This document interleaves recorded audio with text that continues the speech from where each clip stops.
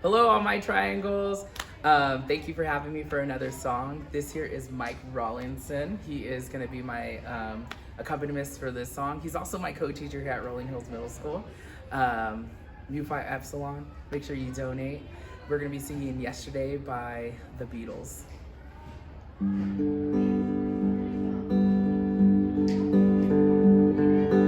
Yesterday, all my troubles seem so far away. Now it looks as though they're here to stay. Oh, I believe in yesterday. Suddenly, I'm not half the man I used to be. There's a shadow hanging over me. Oh, yesterday came suddenly. Why she had to go, I don't know. She wouldn't say. I said something wrong. Now I long for yesterday.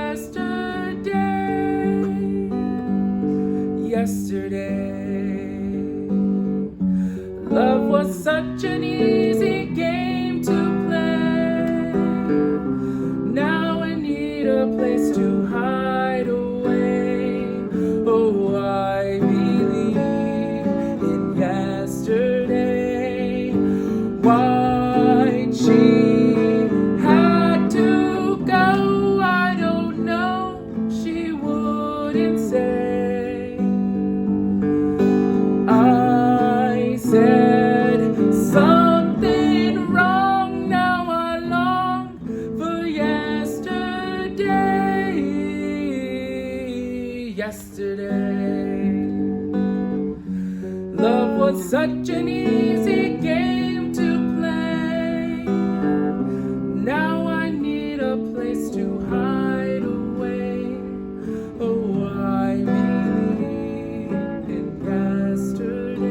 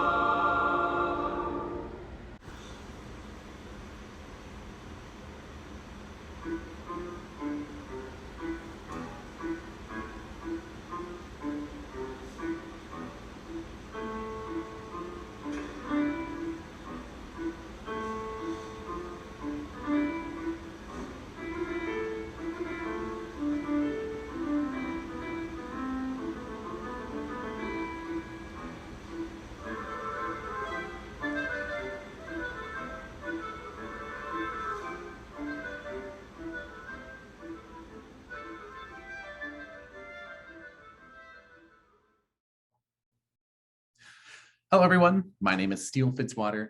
I am a recent graduate from the Indiana University Jacobs School of Music, where I received a master's degree and a performer diploma in opera performance. During my time at IU, I was very fortunate to extensively study songs that were birthed from the HIV and AIDS crisis. In particular, music that was written by LGBTQ composers, or poetry or text that was written by LGBTQ writers and poets that were then later set to music, either by composers in the LGBTQ community or not.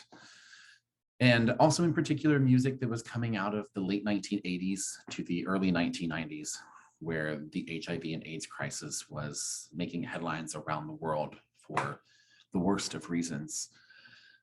In my research, one of the most fascinating and interesting topics has to be learning about the AIDS Quilt Songbook Project.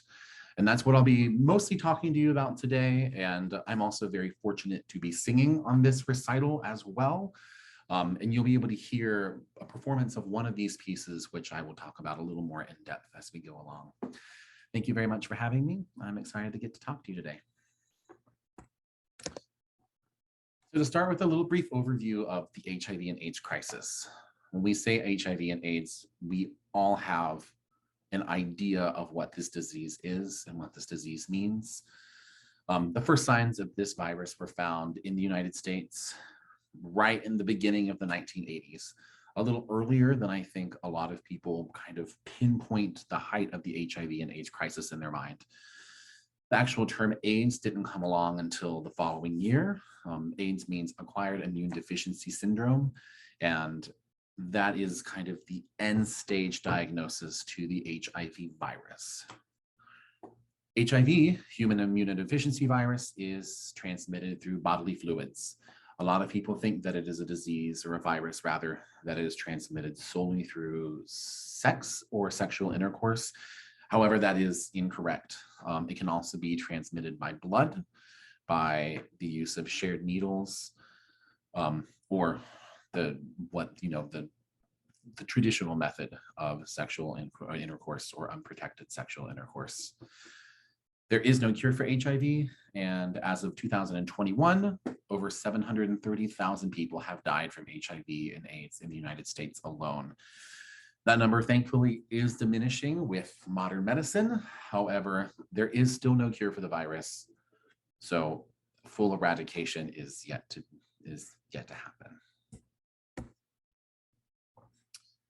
Of course, with any time of great tragedy, there comes great art. Throughout history, we can see that famine, war, disease, all lead to artistic renaissance in their own rights. And the HIV and AIDS crisis was 1,000% a renaissance in its own way. One of the biggest things that the AIDS crisis did was this collaboration of the NAMES Project. The NAMES Project AIDS Memorial Quilt is a living piece of art that was created in order to memorialize people who were killed of the AIDS virus.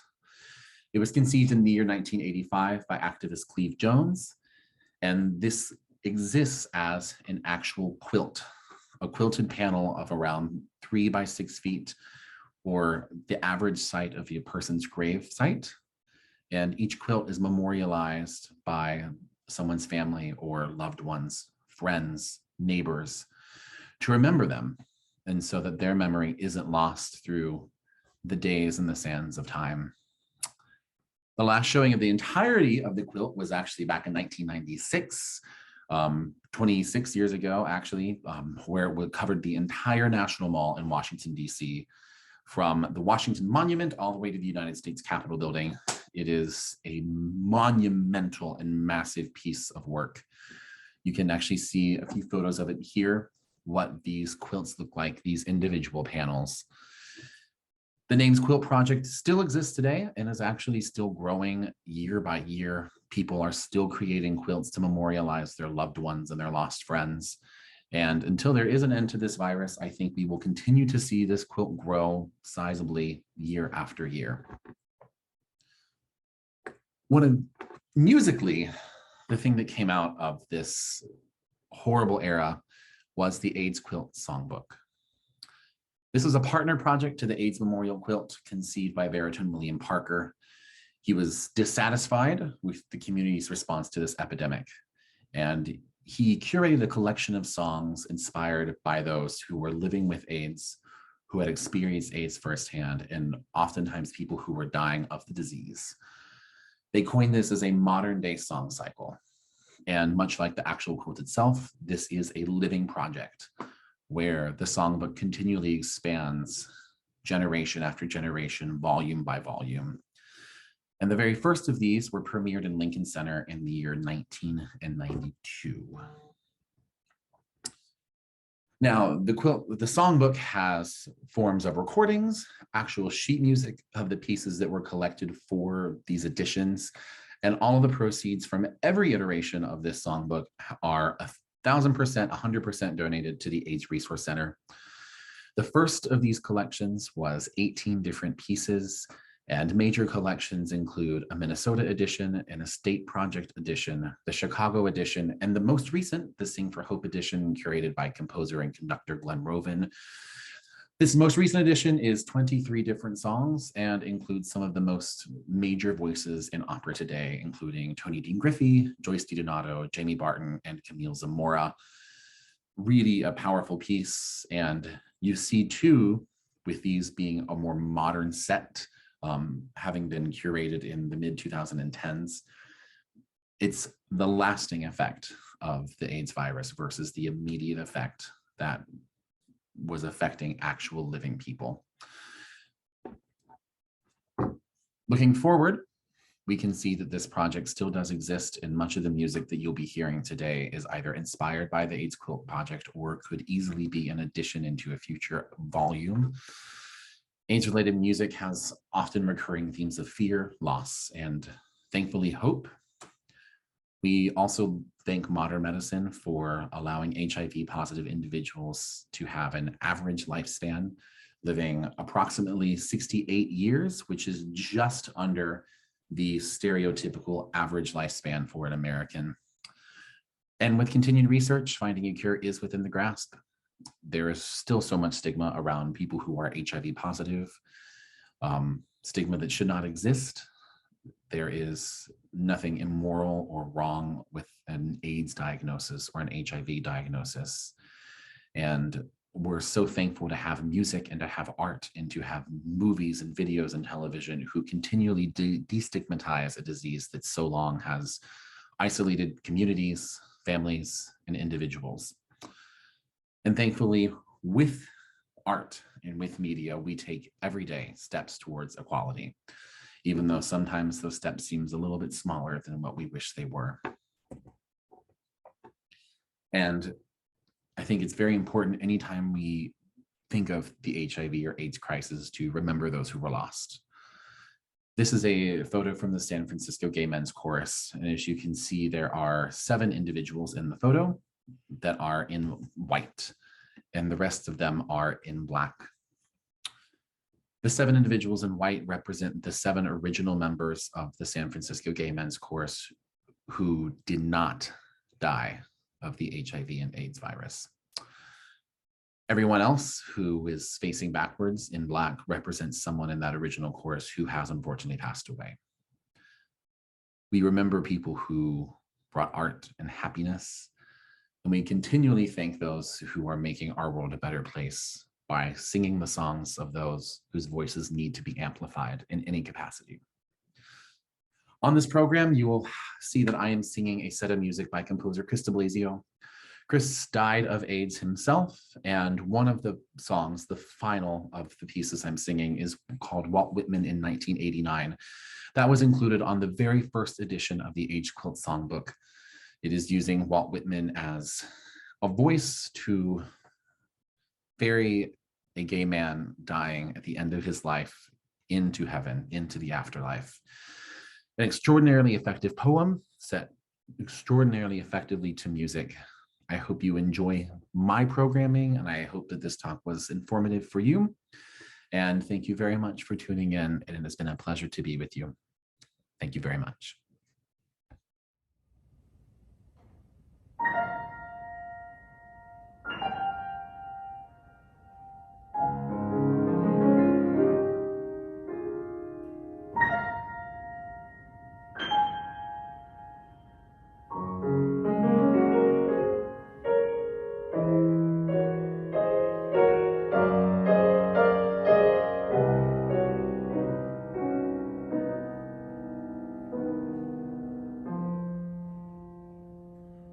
witness sometimes the way the evening dies, the glow charred black to ruddy dust, pushing against the drag of sleep, all the way to morning. I'll try to keep its lowering darkness somewhere just above the head. Still comes the slap of things without dreams and thoughts dead and in tired night, flowing deeper without drowning, nor lifted by hope, nor delicious pictures of the world enjoyed in light.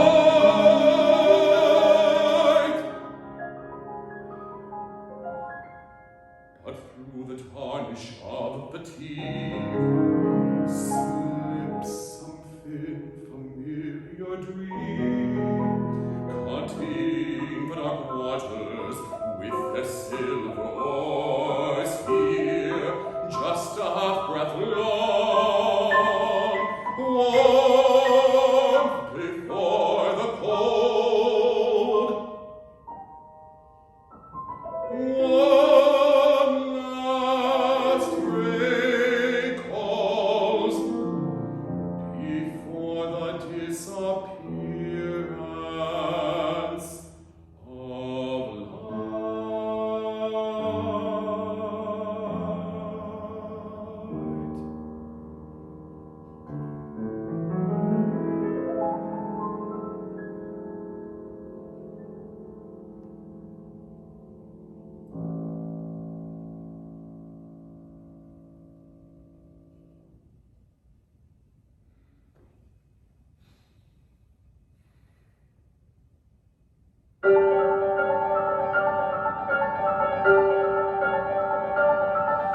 Forever the beautiful men ride into the night, some are primitive and beneath the saddest songs of one or two gaunt and shifting notes, while others push shadows traced with purple and leave word for one another in the mouths of seashells. Now come the winds up upon the Orient, and the setting sun dissolves like crimson cliffs from poppies in the surf. Still a certain paleness spreads up above the troubles of our age. Never clouds are meteoric, and the horses still chase on, and ferns steamy whiffs from their nostrils under the innocent whispers of heroes.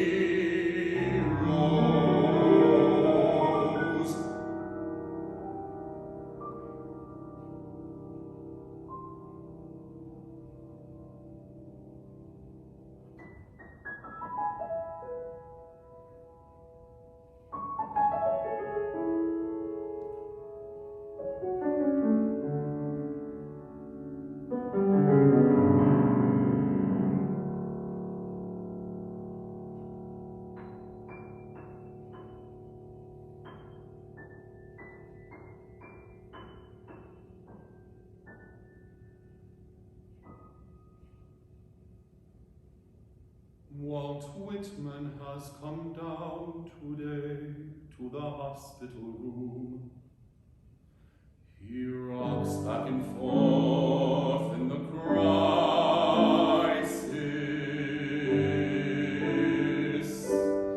He says it's good we haven't lost our closeness, and cries as each one is taken.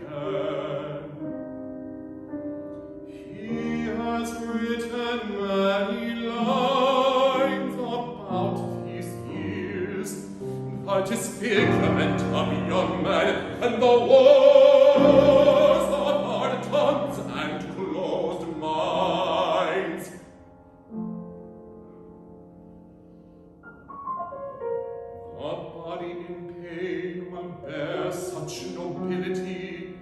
but words at the edge of poison, when spoken bitterly. Now he takes a dying man in his arms and tells him how deeply flows the river that takes the old man and his friends